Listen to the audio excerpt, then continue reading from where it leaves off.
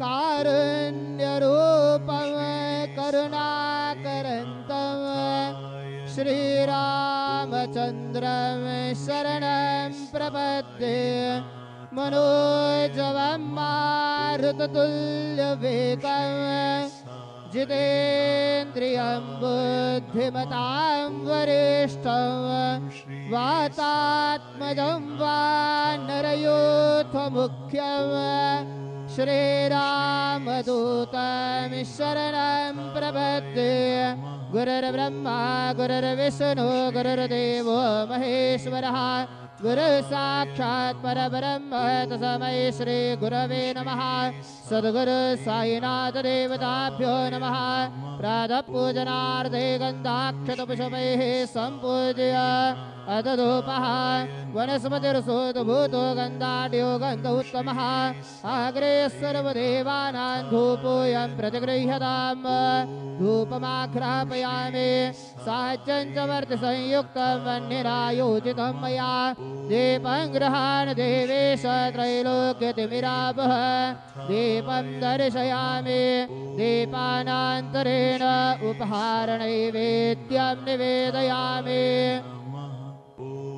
चतुष्कोणमण्डलं कृत्वा तदुपरि नैवेद्यपात्रं निधाय गायत्रीमन्त्रेण पात्रान् सम्प्रोक्ष्य धेनुमदराम् अमृते कृत्य ग्रासमदरां प्रादर्शयेत् सत्यन्त्वरतेन परिकिञ्चामि ॐ प्राणाय स्वाहा ॐ अपानाय स्वाहा ॐ व्यानाय स्वाहा ॐ उदानाय स्वाहा ॐ समानाय स्वाहा ॐ ब्रह्मणे नमः।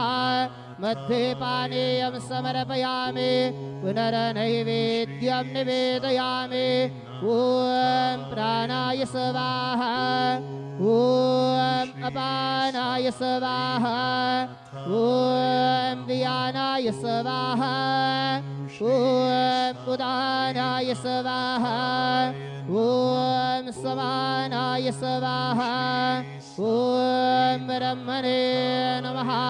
नैवेद्यं निवेदयामि हस्तप्रक्षालनं समर्पयामि मुखप्रक्षालनं समर्पयामि करद्वरदरार्थे चन्दनं समर्पयामि सद्गुरु साईनाथ देवताभ्यो नमः।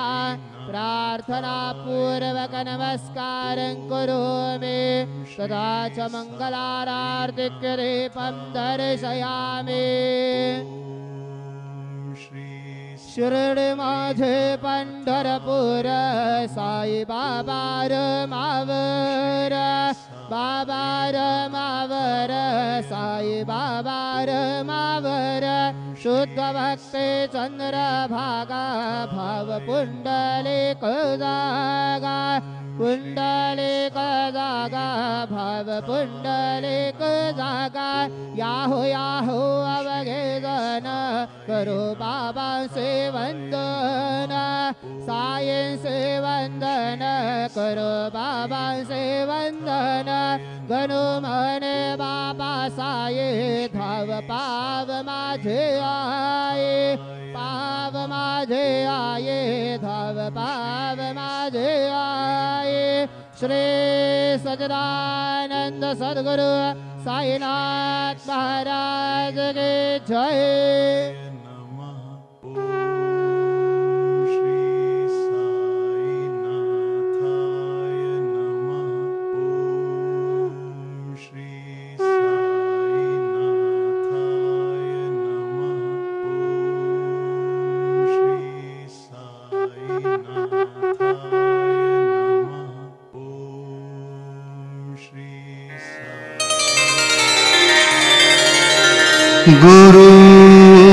गुरुर्ब्रह्मा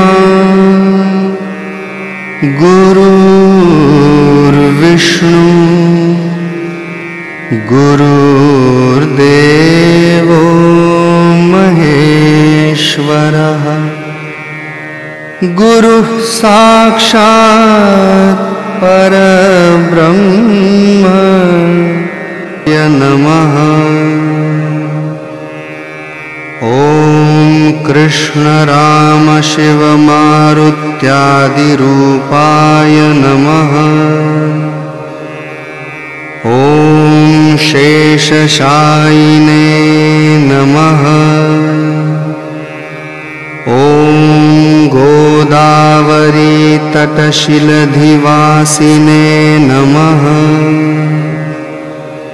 ॐ भक्तहृदालयाय नमः। ॐ सर्वहृन्निलयाय नमः। ॐ भूतावासाय नमः। ॐ भूतभविष्यद्भाववर्जिताय नमः। ॐ कालातीताय नमः। ॐ कालाय नमः। ॐ कालकालाय नमः। ॐ कालदर्पदमनाय नमः। ॐ मृत्युञ्जयाय नमः। ॐ अमर्त्याय नमः। ॐ मर्त्याभयप्रदाय नमः। ॐ जीवाधाराय नमः। ॐ सर्वाधाराय नमः। ॐ भक्तावसनसमर्थाय नमः। ॐ भक्तावनप्रतिज्ञाय नमः। ॐ अन्नवस्त्रदाय नमः। ॐ आरोग्यक्षेमदाय नमः। ॐ धनमाङ्गल्यप्रदाय नमः। ॐ हृद्दिसिद्धिदाय नमः। ॐ पुत्रमित्रकलत्रबन्धुदाय नमः। ॐ योगक्षेमवहाय नमः। ॐ आपद्बन्धवाय नमः। ॐ मार्गबन्धवे नमः। ॐ भुक्तिमुक्तिस्वर्गापवर्गदाय नमः। ॐ प्रियाय नमः। ॐ प्रीतिवर्धनाय नमः। ॐ अन्तर्यामिणे नमः। ॐ सच्चिदात्मने नमः। ॐ नित्यानन्दाय नमः। ॐ परमसुखदाय नमः। ॐ परमेश्वराय नमः। ॐ परब्रह्मणे नमः। ॐ परमात्मने नमः। ॐ ज्ञानस्वरूपिणे नमः। ॐ जगत्पित्रे नमः। ॐ भक्तानां मातृधातृपितामहाय नमः। ॐ भक्ताभयप्रदाय नमः। ॐ